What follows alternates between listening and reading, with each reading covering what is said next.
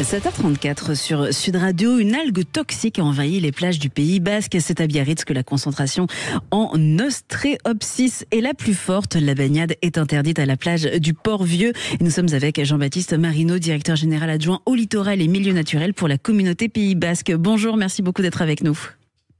Bonjour. Alors, cette algue, tout d'abord, pourquoi elle est dangereuse ? Alors, elle n'est pas forcément dangereuse. On parle effectivement d'une microalgue toxique parce qu'en fait, quand elle se détériore, elle va globalement produire un gaz. En tout cas, elle va produire dans l'air ou dans l'eau des produits qui vont affecter la santé humaine. Alors, on dit que c'est pas dangereux parce qu'aujourd'hui, on ne relève pas de cas graves. Par contre, effectivement, on a forcément des symptômes. Et quels sont ces symptômes ?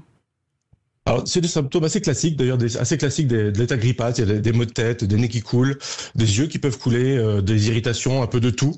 Par moment, peut-être quelques réactions cutanées, mais ça reste surtout de la gêne respiratoire. On est globalement sur des symptômes, encore une fois, de l'état grippal. Et là, vous savez le nombre de cas qui ont été recensés au Pays Basque ? Justement, c'est pour ça que la semaine dernière, sur quelques jours, on a eu vraiment un pic de signalement. On a eu à peu près plus de 100 signalements qui sont faits sur quelques jours, ce qui est assez inhabituel, évidemment, dans notre suivi régulier qu'on réalise. Voilà, ce qui nous a évidemment alerté, en plus des prélèvements qu'on réalise. Et donc, vous avez décidé de réagir en interdisant la baignade, notamment à la plage de Port-Vieux, c'est à Biarritz. Oui, tout à fait. Alors, c'est sûr qu'on fait un suivi en fait sur toute la côte basque, sur toutes les plages de la côte basque.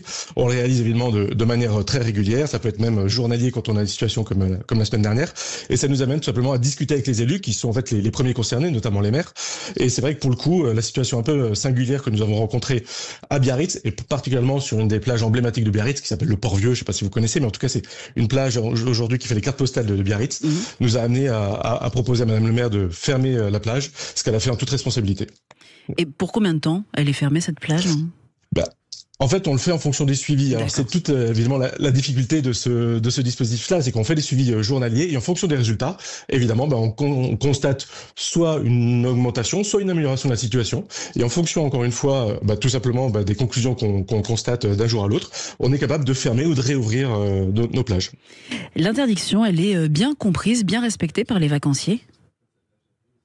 Alors, on essaie un maximum d'apporter de l'information. On essaie d'apporter un maximum également de transparence, à la fois pour essayer d'éviter évidemment tout simplement les inquiétudes, de pouvoir alerter aussi sur la situation, puisqu'on a toujours deux publics. On a des publics de connaisseurs, on va dire les gens, les habitants du Pays Basque, évidemment aujourd'hui sont éprouvés, connaissent la situation et sont assez alertes sur cette question-là. D'ailleurs, c'est la raison pour laquelle on a ce niveau de signalement aussi, parce que ils savent très vite réagir et très vite signaler des situations qui peuvent amener évidemment les collectivités à réagir. Et puis de l'autre côté, on a surtout sur ces périodes-là, tout simplement un public neuf, un public qui n'a pas forcément informé, donc les touristes.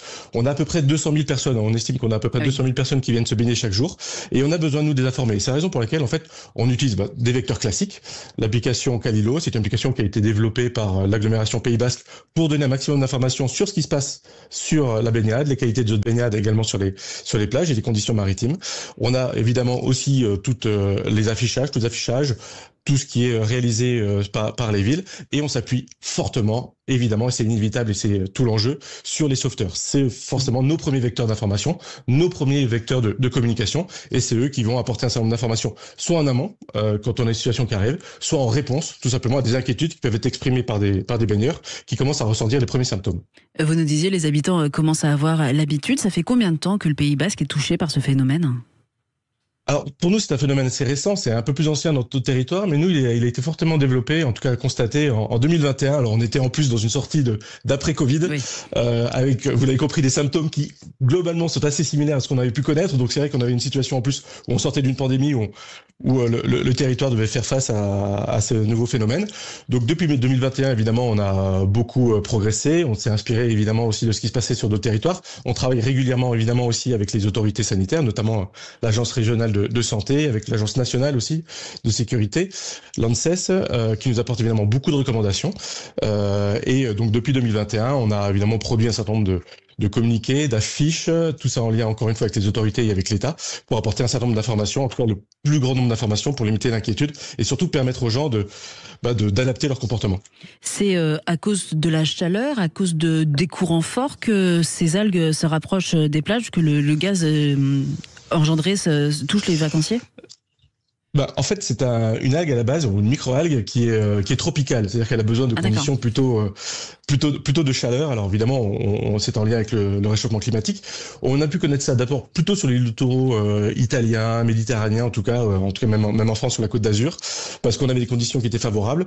Elle s'est adaptée. L'eau aussi a changé chez nous, c'est-à-dire qu'on a évidemment une eau qui se réchauffe, et on sent bien qu'aujourd'hui, elle arrive à s'adapter à notre territoire, la Côte Basque, à la fois parce qu'on a des températures qui augmentent et on peut avoir une eau qui justement entre 22 et 25 degrés va avoir des conditions favorables à son développement.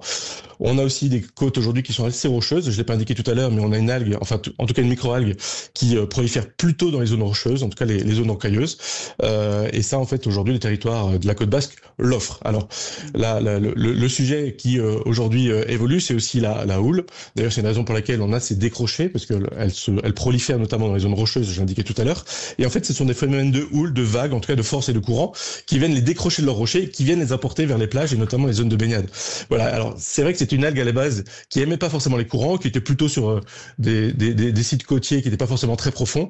Voilà. Elle a réussi à s'adapter à notre territoire, mais malheureusement, effectivement, avec un territoire qui est très soumis à la houle, il se peut qu'elle se décroche de ses rochers et qu'elle vienne, entre guillemets, venir parcourir un peu le territoire avec le courant et arriver sur nos zones de baignade. En un mot, vous nous parliez de 200 000 visiteurs par jour. Les touristes doivent continuer à venir au Pays Basque, à Biarritz, même s'ils peuvent pas se baigner, ça vaut le coup quand même. Bien entendu, parce que de toute façon, les limitations de baignade sont toujours limitées évidemment dans le temps, et puis on a toujours plaisir à accueillir tout le monde. Et encore une fois, c'est fait en toute responsabilité, en toute conscience, en toute transparence. Donc quand il faut interdire, on interdit, et quand on réouvre en connaissance de cause et en toute sécurité. Merci beaucoup Jean-Baptiste Marino, directeur général adjoint au littoral et milieux naturels pour la communauté Pays Basque. Très belle journée, très belle saison d'été à vous.